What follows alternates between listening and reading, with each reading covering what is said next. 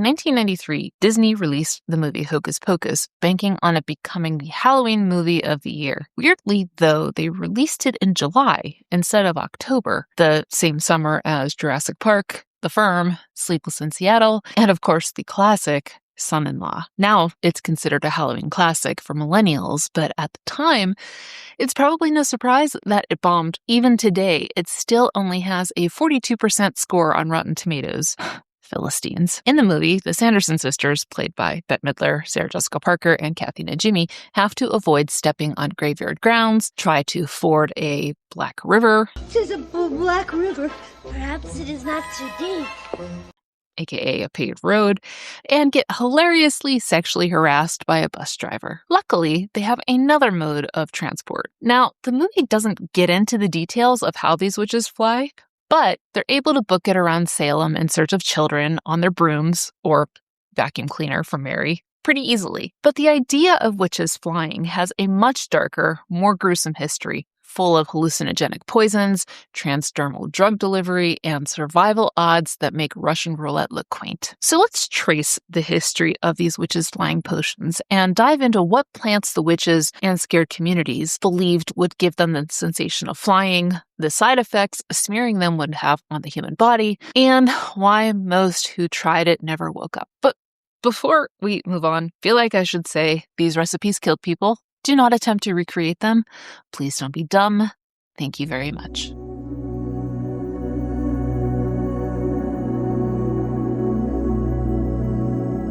The pop culture version of witches gives us pointy hats, cackling, and effortless magical levitation. Think the Quidditch-ready witches of Harry Potter, zipping through the sky like it's easy. But strip away the movie magic, and the trial records revealed something far grimmer. Long before anyone started talking about broomsticks and flying ointments, church law was already wrestling with a different kind of night flight. In the early 900s, a text now known as the Canon Episcopi described women, quote, who believed and professed themselves to ride in the hours of the night upon certain beasts with Diana, the goddess of pagans, with an innumerable multitude of women, in the silence of the dark night, to traverse the great spaces of the earth, to obey her commands as of their lady, and to be summoned to her service on certain nights. The key word there is believe.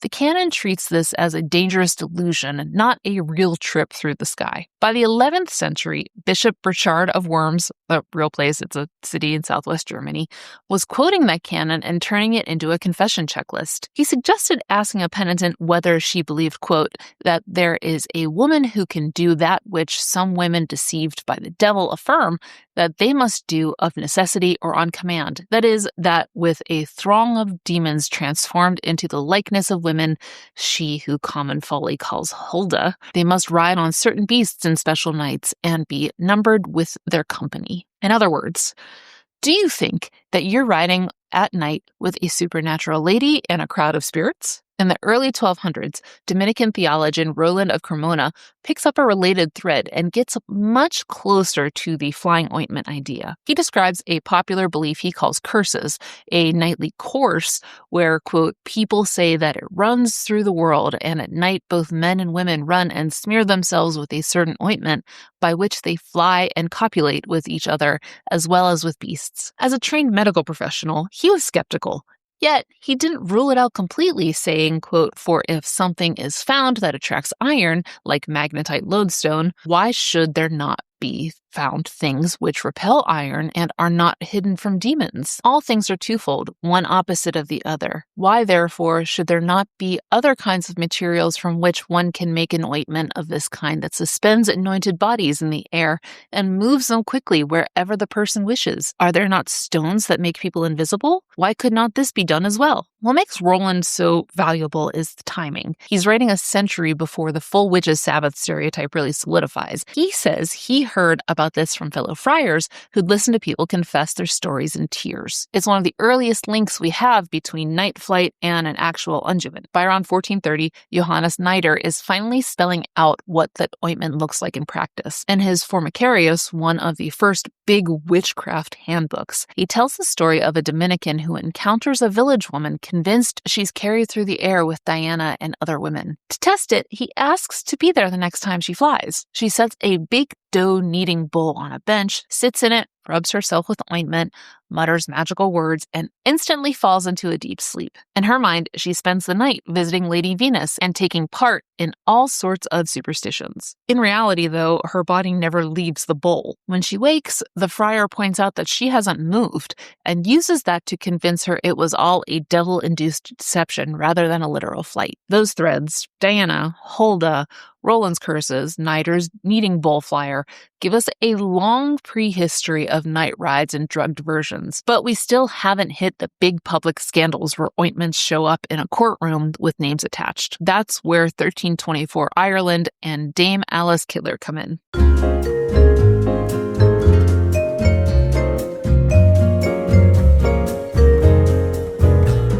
Alice was a 4-time widow and wealthy moneylender in Kilkenny. By her 4th marriage to Sir John the Poor, her stepsons, especially Richard de Valley, resented her control of the family fortunes. Enter Bishop Richard Ledred, who twisted de Valley's complaints into Ireland's first witchcraft trial. He accused the so-called Lady of Kilkenny, Alice, of denying the power of Christ in the church, sacrificing animals to her demon lover, Robert or Robin, son of Art, holding secret coven meetings, burning candles in the church at night without permission, like you could do it with permission, bewitching and killing her previous husbands, and making powders and ointments to aid her dark magic. Alice was able to escape and flee to England, and nothing's really known about her after that. Back in Ireland, though, when authorities searched Alice's home, they found a, quote, pipe of ointment, which they believed she would use to grease a staff upon which she ambled and galloped through thick and thin, when and in what manner she listed. They also found her maid, Petronilla de Meath. Sadly, Petronilla was tortured until she confessed that,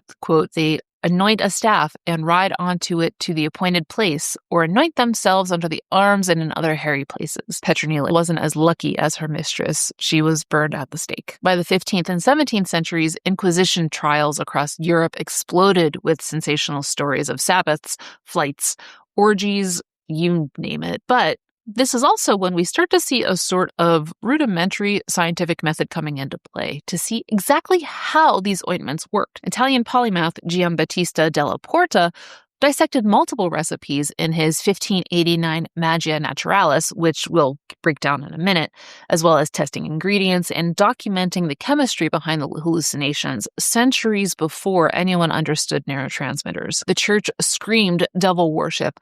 Physicians saw pharmacology. But between all of this, what plants could actually deliver a flight so convincing that even skeptics believed it might be possible? Was it possible?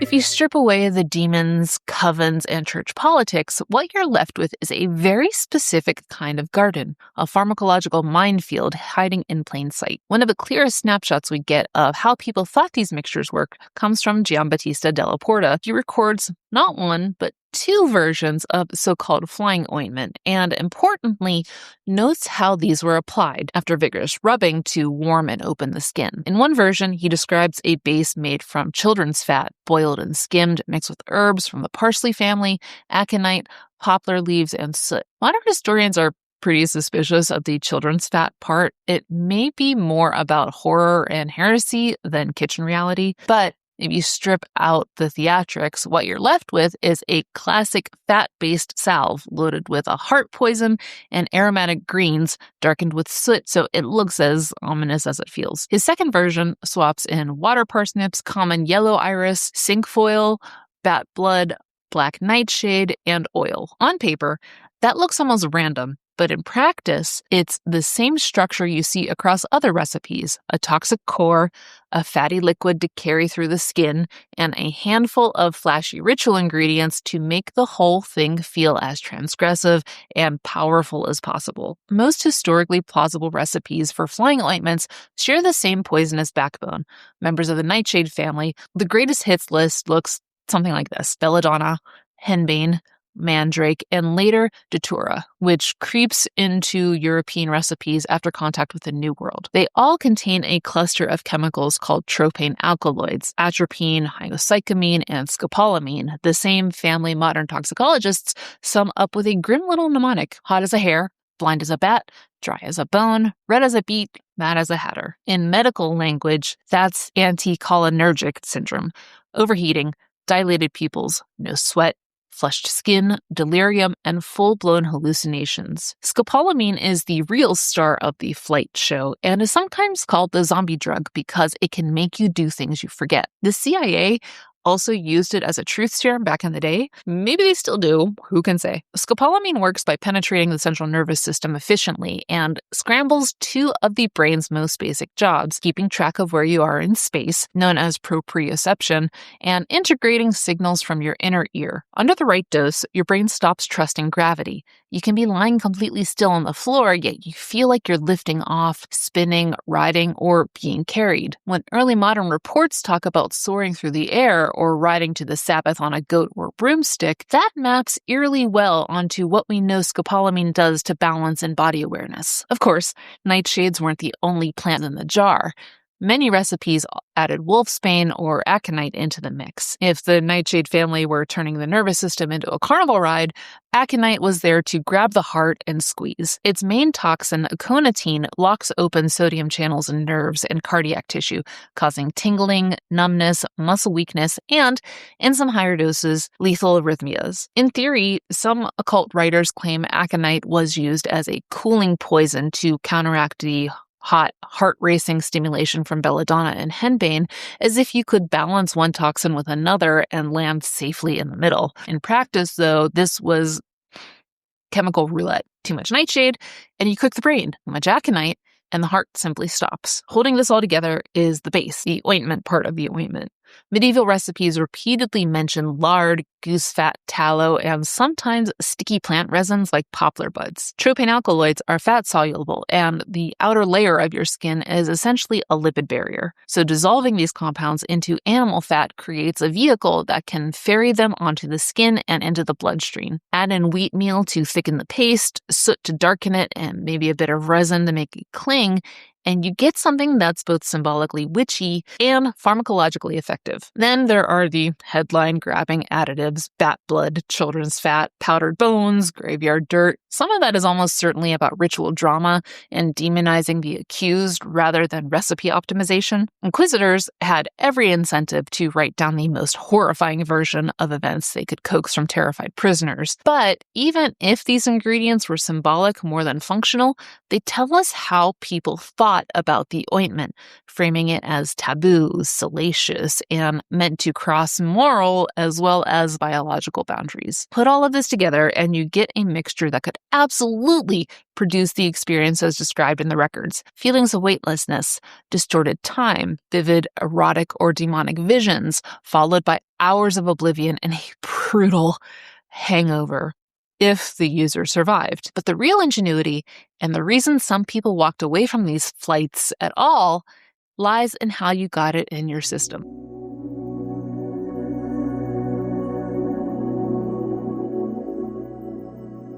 By this point, we've got a jar full of plants that can melt your sense of reality and, if you're really unlucky, your heart. But the real trick of flying ointment wasn't its ingredients necessarily, more about how it got into the body. Drinking a potion made from belladonna, henbane, mandrake, datura, and aconite would have been basically suicidal. When you swallow those alkaloids, they go straight from your gut to your liver in one brutal wave. The liver gets either overwhelmed or you vomit violently trying to get the poison back out. Most of the time, you don't get visions of flying, you get seizures, organ failure, and a quick but very ugly death. Smearing it on the skin, though, that's a different story. Like I said in part 2, the tropane alkaloids in these plants are fat-soluble, and the outer layer of your skin is essentially a waxy, fatty barrier that it can't cross. However, if you dissolve those alkaloids in animal fat, you build a little bit of a chemical concoction that can carry them through the barrier and into tiny blood vessels underneath. Instead of one massive hit to the liver, you get a slow drip into the bloodstream over hours. To be clear, that does not make it safe, but it does make it survivable, often enough for stories and recipes to spread. Not all skin is created equal. either. Medieval writers like Jordanes de Bergamo weren't using words like pharmacokinetics, but they clearly noticed some spots worked better than others. He was the first to figure out that the application method was crucial to the experience. He notes that people applied these ointments to the armpits and other hairy places, which just happened to be packed with sweat glands, hair follicles, and a thinner outer skin layer. Modern medicine knows these as high absorption zones. Hormone creams and some pain gels both rely on a similar logic. Find areas where the skin barrier is weak, blood flow is strong, and fat-soluble drugs can slip through quickly. So let's say the thought of sticky armpits isn't your thing. Lucky for you, there are the mucous membranes, the ultimate fast lane. The tissues of the vulva, vagina, anus, and rectum are thin, moist, and full of blood vessels. Studies show they can absorb fat-soluble compounds 10 to 100 times faster than normal skin, depending, of course, on the dose, potency of whatever you're rubbing on it, etc. Today, we use that route for things like rectal fever suppositories or certain hormone therapies, but in the early modern imagination, this is where the broomstick shows up. When trial records talk about anointing a staff and riding it to the Sabbath, they're almost certainly not describing a literal household broom being used as a flying vehicle. They're describing an applicator. You smear the ointment on the handle of a staff or broom, straddle it, and then use the riding motion to work the paste into the genital and perineal area, really hoping you don't get any splinters. It's explicit enough that later illustrators showed naked women straddling poles with jars of ointment nearby, and subtle enough that confessors and chroniclers could talk about it without spelling out every anatomical detail. From a pharmacology standpoint, that writing makes a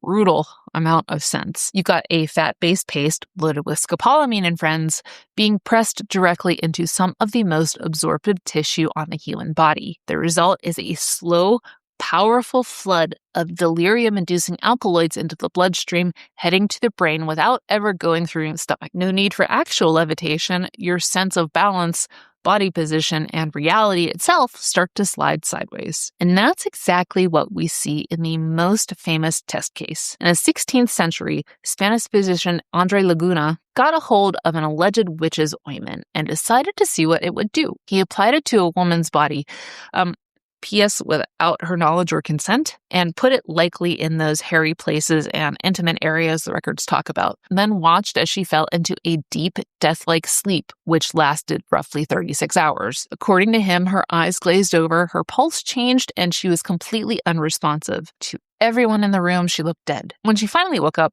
dehydrated, exhausted, and justifiably furious, she insisted she'd spent the entire time at an opulent Sabbath. She described banquets, dancing, sex with a handsome lover, conversations, and flying through the night. For her, the experience had weight, taste, sound, and emotion, yet Laguna had been there over her bedside throughout most of it and swore she'd never left the bed. Now, to be fair, we don't know if he was there over her bed for all of those 36 hours. Maybe she slipped out when he went for a pee. Regardless, though, Laguna realized he was dealing with a drug powerful enough to overwrite reality. To us, that is just classic delirium. Vivid, complex hallucinations that feel completely real, plus a brain that's happy to stitch them into your life story afterwards. From the perspective of a 16th century villager who just woke up wrung out and half blind with the smell of herbs still on her skin, the conclusion was a lot simpler. The ointment worked. She flew. So by the time we get to the full witch on a broomstick image, the pieces are already in place. Fat-soluble poisons, a transdermal delivery system, high absorption anatomy, and hopefully a willing participant who's ready to fly, so psychologically primed to go. And once you understand that, the last question becomes unavoidable. If chemistry could do all of this, what did it do to the people who used it? Not just for one wild night, but for over years of chasing the feeling of flight. What are those consequences? And are they fatal?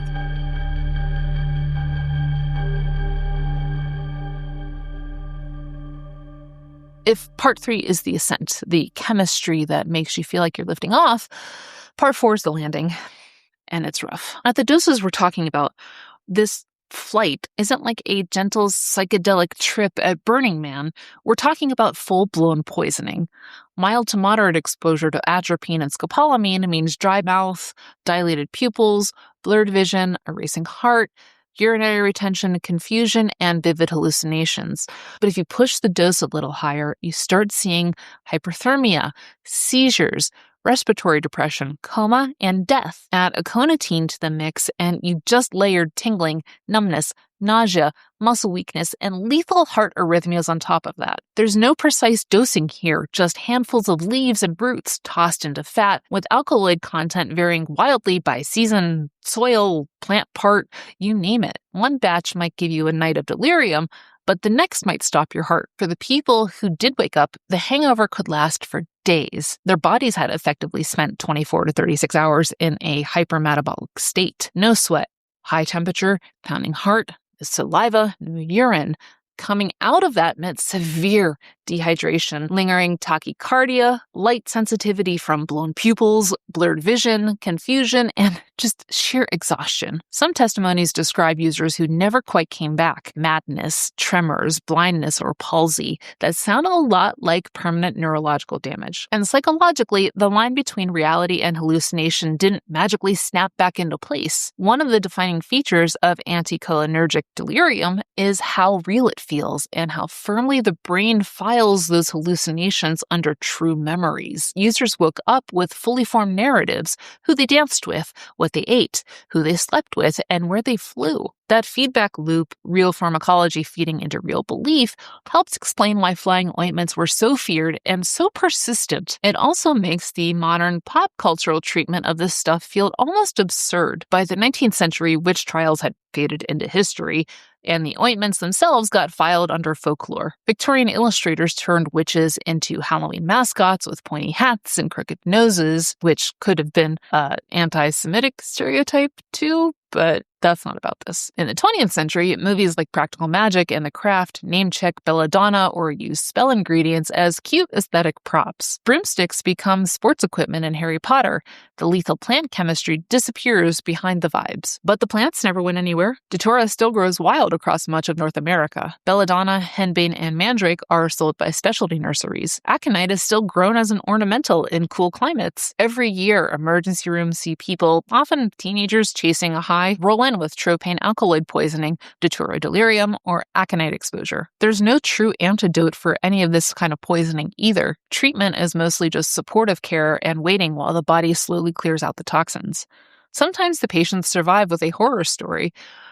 Sometimes they don't. And when we talk about witches flying potions, we're really talking about a very old, very dangerous intersection of botanical knowledge, desperation, and experimentation with the edges of human consciousness. The ointments represent a kind of underground pharmacology that could get you killed by the church or by the plant. Through trial and error, these supposed witches developed a sophisticated understanding of which plants could crack open the sense of self, how to push them through the skin, and how thin the line is between ecstasy and death. Thanks for watching.